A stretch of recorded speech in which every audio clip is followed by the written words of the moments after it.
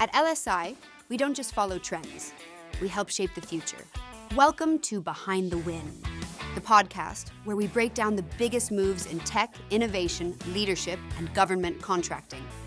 Here at LSI, we're bringing you exclusive conversations with the minds behind groundbreaking advancements, disruptive strategies, and industry-defining wins.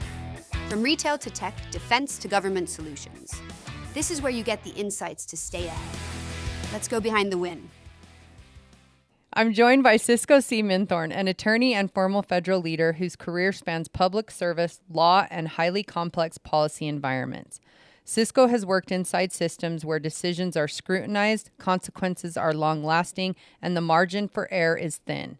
This episode is about what it really takes to lead under pressure, beyond theory, beyond headlines, and what leaders outside government often misunderstand about how public service actually works. Cisco, thank you for joining Behind the Win. We're excited to have you today. Thank you very much. I'm excited to be here. So to tell our listeners, let's just start a little bit from the beginning. When you first entered, public service, what surprised you most about the reality of leadership at that level? What surprised me the most is, because when I got into public service, other than working for a federal judge, it was in Congress, particularly in the Senate. And I think when people look at senators, they think, oh, well, what does this senator think? What does that senator think? But what I saw quickly was that it was less about what that individual senator wanted and more about what the constituents wanted. Everything they did was in furtherance of the needs of their voters and their citizens in their states. So I had this one realization at some point. I said, it's not about me. It's not even about my boss. It's about the people. And I think that's not always understood. Right. And do you think it takes them a bit to get to that point when they're first new and there? Or you think the newer one, I guess what I'm asking is the ones who are kind of lifers and have been there a long time, is that ingrained in them? Or do they tend to be more about their own agenda as opposed to newer ones who come in, kind of learning the ropes at first? I'm not sure, because I think when somebody's a senator, they've typically been a public servant for a long time, right? Yeah. They typically, they do local level, they end up in Congress, and then they run for the Senate. And what I noticed, actually, because I worked with senators and Congress people, and senators are very, very polished. They've been there for a long time. And they're not, and also with their 6-year terms, they take a much longer term view. They're not always trying to get the quick political win. They're trying to formulate the best policies for the country. So I think that's a key distinguishing factor, right? I'm not sure it's about like if somebody's a new senator versus a more senior senator, but I think it's public servants early in their career where it's like, hey, I've got all these great ideas and I can't wait to push them forward. And those later in their career where they're like, well, what does this group think? And what does that group think? And how is it going to impact those folks over there? I saw a lot more of that in the Senate as compared to the House. Interesting. So maybe to build on that a little bit too, is what was different from how leadership looks outside of government that you noticed? It was interesting to me because for a few things. One is, I saw leadership in the government, both in the House, the Senate, and in a presidential administration, right? I advised, those leaders. It's interesting because in the United States government, the sole focus was what's good for American citizens, right? We could have differences of opinion about what that looks like in practice, but it was clear who your stakeholder group was. When I went to corporate America at, a Fortune 50 company and was an in-house lawyer and lobbyist for them, it was actually a little different because the constituency wasn't just American citizens, it was global markets. It was people in the United States, in China, Russia at the time even. And the business leaders would always look at the next quarter, right? So every single quarter, you have to report your earnings and you have to tell investors how you're doing. And that cadence guided what was important to them. So, in the US with the government, it's more, hey, what's good for our citizens? In Right. business, and it's also what's long term, when's the election cycle, or, how many years is something like this going to take? In corporate America, there's much shorter time frames and there's a different constituency. Interesting. Cisco, was there a moment early on that reshaped how you think about responsibility while you were in government? Yeah, there was a, I I mean, think, I'm sure there were many, but any that come uh, to the top of your mind. yeah, I'll never forget. I had the good fortune of being appointed counsel to a Senate committee, which is a pretty senior role, as my first job ever as a congressional staffer. And my boss at the time, the staff director, the top staffer, told me, look, I'm going to give you the opportunity of a lifetime, and it's either you sink or you swim. And, I thought, okay, yeah, I'll figure it out. And 2 weeks in, um, my boss calls me in her office and says, all right, I need you to write talking points for the boss, meaning the senator, about this program. And you need to have them perfect and ready in an hour because he's going to be on the floor giving a speech. And I didn't know what program she was talking about. She told me the name, but I had never heard of it before. And I thought, oh my God, that's intense. But through those experiences like that, the bar for being right, being timely, the amount of work that goes in, I think I've never, even though I've had other great opportunities in corporate America and other places in government, the pressure is like there's no quarter. It's either you do it right or you can't be on the team. And so that helped me raise my game. And that also gave me a great deal of respect for lawmakers because the news characterizes them as political hacks, or they say all negative things. But the truth is these people are at the top of their game. They're focused on the right things and they're trying really, really, really hard to solve problems for people, and so are their staffs. So for me, I guess what I would say is it definitely helped me raise my game, and it gave me an appreciation for what excellence looks like. Absolutely. And I mean, I guess that's fair too, right? Is that they have to know a little bit about a lot of things and, in all avenues, aspects, industries, whatever that is. So, yeah, I I totally agree with you had I not 20 minutes ago. Um, Policy decisions we know often look good on paper, right? But rarely uh, are in practice. What makes decision making inside government so complex? I think one of the things that makes government decision making complex is the fact that we have three co-equal branches at the federal level, which don't always talk to each other in productive ways. And that's kind of by design. Our founders wanted each of the branches to have a check and a balance on the other so that bad policies or bad decisions would not get rushed through. Right. But in reality, what that means is sometimes you'll have a congressional staffer who writes a law and says, the secretary shall do this, or there shall be established a program within the Department of Energy that does A, B, and C, right? Had I not worked in the executive branch at the Department of Commerce, I never would have truly understood it. If you don't write that law in a certain way that's implementable, you might never know. But yet the agency or the department has to somehow figure out how to do what Congress is telling it to do within the scope of its mission and its originating laws, right? Yep. And that's not always an easy thing. I remember there was these two laws that I had to implement, and the department kind of felt like, look, I know these got through Congress, and I know they're telling us what to do, but that is not even our core mission, and that's just not how it works. Part of those laws were that the Department of Commerce had to work with the Department of the Interior, but the Department of the Interior and the Department of Commerce don't always talk to each other. So sometimes I would have to call the White House and tell them, look, could you please tell so-and-so to call me back? I keep on trying, but they don't call me back. But the funny thing is that helped me when I was in the private sector and we were working on quantum legislation for, quantum information science.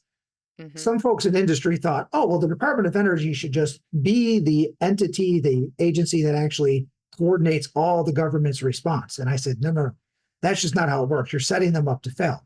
So instead, what we did while we were drafting this law, we said that there should be a White House initiative, and there was. And that law has actually worked out really well.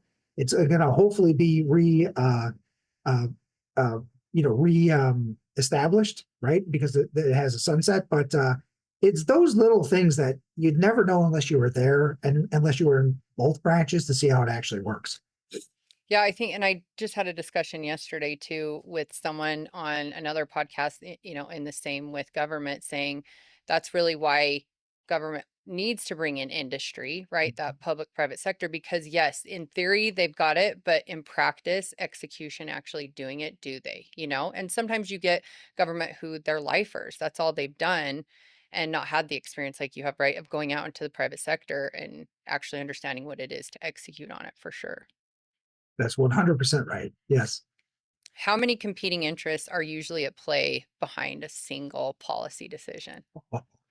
Oh man, it depends. But the bigger and more high profile a policy decision, you would be surprised how many different stakeholder groups are involved and whose interests are impacted. Take the CHIPS Act, for instance, right? That's something everybody, obviously it was in the news a few years ago, but you had domestic semiconductor manufacturers, you had semiconductor manufacturing companies that were not headquartered in the US, but that wanted to do a lot of business in the US. You had auto manufacturers who relied on semiconductors to build their cars. You had national security interests that had concerns about whether or not there were technological backdoors that could be built into those technologies that we needed to watch out for. You had labor groups that said, look, if you're going to give all this money to these companies, then we should make sure that there's unionized labor that goes along there, that there's other mandates like healthcare and childcare. And then meanwhile, the underlying legislation, really, it was all about local economic development. I mean, if you read Section 9902 of the CHIPS for America Act, it was, trying to help local communities build workforces and build jobs in their communities. It wasn't so much about the national security and economic competitiveness at the nation state level. Of course it is, but I mean, the words of the legislation were much more local. So you had local communities, the intelligence community, international interests, automakers, all sorts of different chip designers and manufacturers, labor unions, the public. And then you also had both the left fringe of the Democratic Party and the right fringe of the Republican Party expressing concerns about, well, why are we giving companies billions of dollars and what assurances do we have? And so those are some really great debates to be part of. And obviously we crafted a good law and, it's being implemented, but that was a real learning experience. Yeah, I mean, I think that's a great example. Because CHIPS, we worked on 5 very large proposals for very large manufacturers like LG and such. And it did always kind of have this kind of DEI portion in it, right? I mean, they were setting up shop in areas that were underserved, underprivileged. So that's a great example. And I loved the CHIPS Act. Now, now we're getting these same acts, but taking all of that stuff out of it, right? Stripping it out. So, that's their prerogative. That's fine. But it's like we're doing the complete opposite now. What's one policy moment that tested your judgment? Okay. There was a time I was in the Senate and there was a group of people that claimed that they should be recognized as an Indian tribe. And there are procedures at the Department of the Interior to do that. And Congress legally has what they call plenary authority over tribal affairs. So Congress could, if it wanted to, deem a certain group of people recognized as a tribe. But when I would talk to these stakeholders, they would make the case, and it sounded pretty clear, right? And who am I to tell them what their ethnic background is, right? I'm not qualified, and really nobody is. But when you talk to other tribes in that state, they would say, actually, they're eligible to try to join us. They're not their own thing. They just don't want to join us. And there had been a real history, a real hard history of what they call termination of those tribes. And I'm not talking about genocide. What I'm talking about is a legal decision by the United States that, like, hey, you know what? These are just regular folks. They're not going to have any special rights. We're not going to honor treaties. But because of all that upheaval, there was no right way to ensure that you're respecting the existing tribe's sovereignty, that you're being careful about what the United States government gets itself into and what it's liable for, and that you're respecting that group of people that said, look, we really are native and we should be recognized as such. And so in that context, what I did was I came up with the idea that, look, we should allow the Department of the Interior to work through all the background and get all the relevant facts and see what makes sense. But there was a legal technicality that made it so that the Department of the Interior couldn't do that.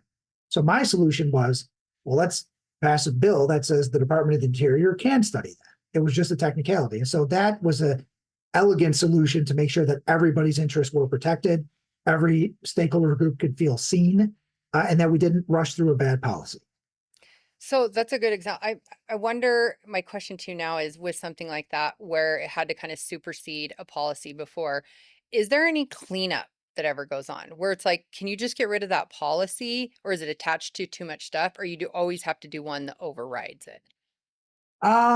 You know what you do. So if there's a law that is being implemented and is not being implemented in a way that Congress intended, or that the constituents, stakeholders, whoever believes is correct, a lot of times Congress will go in and then make a change to that law in accordance with, to say, look, actually, okay, we tried our best, but we clearly see that it's not hitting its intended mark. So now let's go back and make a surgical change. That actually happened with, it was about the National Environmental Policy Act and permitting of semiconductor facilities. Recently, it happened, I think, about 2 years ago, because the question was, if an entity like a semiconductor manufacturer received federal funds and then broke ground and started to develop a manufacturing facility, would that then have to go through NEPA review, right? Even though there had already been state level environmental reviews. And there was, it wasn't a uniform, the different stakeholders had different opinions about what would have to happen. So there was legislation that actually passed and is now the law that clarified and said, look, honestly, no, those things don't have to go through an extra round of review. They've already been through that review.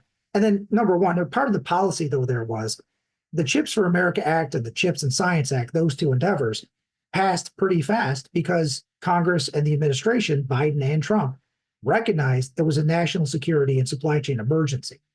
And so if it's an emergency and then it's going to take you 5 years to build the facilities, we're not really doing the best thing we can to actually get chips produced. Right.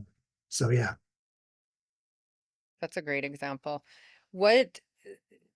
And so for our listeners who don't know, and we said it a little bit on the intro for sure, is you're also an attorney. Yes. So as an attorney and a leader, you have to balance really this legal rigor, ethics, and outcomes. So how do those collide sometimes? Well, for me, I'm not sure they collide because at the end of the day, I could never breach ethical or legal considerations, right? And so not that anybody ever should, but you will see people involved in the policy space and the government affairs space that say, well, I'm not a lawyer, but to me, this says X. I don't have that freedom. If I think this is what this law says, this is what this bill would do to that law, I can't get away with saying, well, I didn't know. No, I have to know. And if I say it, it means something because of my law license. And so I'm very, very, very careful with that. At the end of the day, and in corporate America, I experienced this. Some stakeholders in government affairs, they'll tell business executives almost what they want to hear because they say, well, we don't want to be an obstructionist. We want to get the job done. That's totally understandable.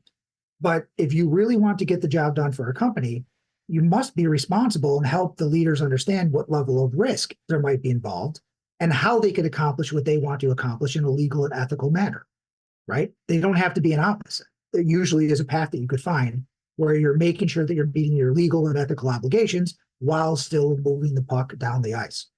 And so that's something I always try to stay focused on. Yeah, that's good. And I get, I think my husband gives me shit sometimes because there'll be a ruling, let's say a few months back, and I'm like, it's going to the Supreme Court. And he's like, oh, they're not gonna. And I was like, no, I actually have faith that they're gonna.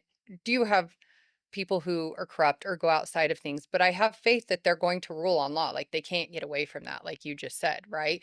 They're going to rule on exactly how they interpret it and what they think, regardless of what aisle they're on or I'm on, and I trust it. And most of the time it happens exactly how I thought it should, right? That they did rule on that because, like you said, they don't have the luxury of letting the emotions or any of that get involved with it.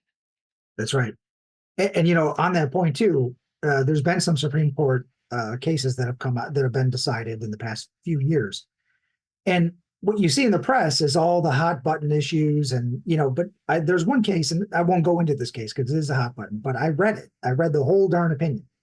And it is an issue that's near and dear to my heart and that I felt strongly about. But after I spent, hours reading the 140 pages or something that it was, Yeah. I was like, okay, I could see where they're going. And it's not what you're hearing on CNN or Fox News. it's Yeah. it's a whole different path. And honestly, if Congress wants different, well, then Congress should act. But it helped me actually feel a lot better about the way it was decided. Yeah, I guess it was, and I know which one you're talking about because I would say the same. My thoughts are probably where yours are, right? And so I think in that, when seeing different views or aspects, it's like if they wanted that policy to stay, that should have been more rock solid, right? And shouldn't have had so many. I don't want to call them misinterpretations, but it's interesting that you say that too, because it's like and that's where I laugh because I'd say my friends tend to say most of the time I'm in the center because I'm like, yeah, I have to be because then when I want to look at the data and not just how I feel about something, Right. So Yeah. interesting. You guys get to do that whether you want to or not for your life. So, have you faced moments where maybe the legally safe option wasn't the leadership right option? Um, you know, when I was in the private sector, there were some times when I had to throw up a flag here or there when I would say, look, if, I would advise against doing X because doing X, you're not, you're going to expose the company to risk, right? And it's unnecessary. And here's what I would recommend to get, your intended outcome, but in a way that does not expose the company to risk. So, um, I have been in those situations. I would say though, I was very fortunate to deal with very ethical leaders who were focused on doing things the right way. I'm really happy about my experience that I had there because I know not everybody has that. Sometimes sales motivations get in the way, and then bad decisions are Revenue. made. Yeah, and so, but maybe I've just been fortunate, but I also have always been unafraid to say, hey, look, guys, like I know you want to hear this, but you've also got to know this, and let's work on a path forward that meets your needs, and also make sure that we don't have to be too worried about what might happen. And And I often, think that right there is what makes you an invaluable like legal counsel, right? Because I think of mine that's here in Utah, and he will always say, riff off what the first little bit is, and then I say, Chris, okay, got the risk, but knowing me, what would you tell? And he's like, okay, knowing you, I know you're going to want to be sitting here. Like, this is what I would do, right? Because like you said, yeah, it's there. What's your risk appetite framework for it? And then what do you want to do based on your your ethics and morals for sure. And so I think coupling that up is, anyways, makes you guys very invaluable that you can have that conversation for sure. yeah, and actually, on the more government affairs space too, as an associated point, for instance, um, it like right around now, we're going to be seeing the president's budget request come out, right? And there's going to be a lot of reporting and all sorts of reputable press outlets about what the president's budget says, and they couch it in a way as if federal agencies are going to receive exactly what the president says. But you and I both know that that's not really the way it works. That's more of a signifier of what's important to the president, but Congress ultimately controls how much money agencies get for different programs. Yep. And I remember how many times I would have to explain to folks, I know what you're seeing in the press. I'm not saying you're not reasonable for thinking that, but let me walk you through where we are in this process. We're at the very start. Congress plays the most important role, and there's a way that you could talk to them and help them understand what's important for you. And, you should also be doing your work in the executive branch to make sure that not only the program people that actually will ultimately get the money, but also the White House, OMB, whatever other agencies are involved also support your vision and that it's tied in there. And I think what I've seen in the private sector is that, different companies have to have more patience sometimes to know that these things are a longer term play. I say that in terms of, I've actually seen people just not even respond to that. Oh, okay, I guess that's what they say. The president's budget says it. And it's like, well, you're not helping these people then. You're not helping your client if you can't explain to them what the truth is and help them walk through it and be productive within that truth. Absolutely. And I think that's a perfect segue into really telling our folks or our listeners what we do in partnership with you for, right? Is because we tell them the same thing. It's not a sprint, it's a marathon. And so you need the lobbying side of the house, advocacy for those who don't love the word lobbying anymore. And Cisco is our main lobbying partner that we work with that's back in DC. And so, but in that interim, the shorter sprints, while you're working that executive branch, working the different programs, working the agencies, then we're having them go after kind of that, I want to say short-term funding. It's not short-term, right? But the contracts and the different things that they can go after that fill in the gaps for their entire pipeline, right? In their funding. Because like you said, you've got to work simultaneously the sprint and the marathon for sure. That's exactly it. And I think that's where the magic lies, right? I mean, the work that we do together, it's shaping opportunities at the front end, but also making sure that you're there to capture those opportunities as soon as they come out. And so if you're doing both, that ideally gives you the ability to build your federal business in a way that others might not because they don't have those resources at their disposal. Yep. And I love this to educate when, I think lobbying and advocacy get a bad rap and have a negative connotation sometimes, where folks need to realize that you're telling their senators, their Congress, their executive branch, why they should care about who you are and what you do, right? Because there's 360 million people in this US. And so that's what you guys do. And that's how we look at it from that point, right? Is that you guys are out advocating for them, telling them like, hey, this is why you should care that, NVIDIA's in Utah and making X, Y, and Z, or that, Silicon Slopes is here and doing ABC. So I think of a lot, like anything, like we talk about nuclear or whatever that is, it's just miseducation with folks, right? Yeah. And to that, I love that point that you made there. And I would even add, I think what a lot of people don't realize is that, like you said earlier, members of Congress, senators, administration officials, they're expected to know a lot and to do a lot. And there's no way that they could know what's important to constituents or stakeholders unless they're presented with those things. But the key piece of that is in a way that they can understand what they can do. And so that's what lobbyist advocates really do. They translate needs, like business needs, into public policy suggestions, and then communicate that to the right stakeholders, the right members of Congress and other public sector leaders that actually have the power to decide whether or not it's a good idea. And it's that communication. I think there's a lot of folks, a lot of members of the public that conflate lobbying activities with campaign finance activities. They're not always the same. High stakes environments demand a different kind of leadership. What traits matter most when pressure is relentless, do you think? I think it's important. It might be a cliche, but I think when there is a true emergency, the right leaders emerge that are those that act accordingly. Sometimes, if you read these self-help books and management books, they'll say, calm leaders that could, maintain an even keel. Okay, great, right? You don't want to alienate your workforce. You don't want to, contribute to any nervousness. But if there really is a high stakes environment, you have to rise to that level and execute it. You can't just sit back and oh, it'll all work out. No, it might not work out. And now's the time that we need to act and we need to be, all in. Um, One thing I loved about working on the Hill is it's always a high stakes environment. You're actually creating policies that are going to impact 360 million people and potentially the entire world. But the great thing about the Hill is, they're in session and then they're not in session.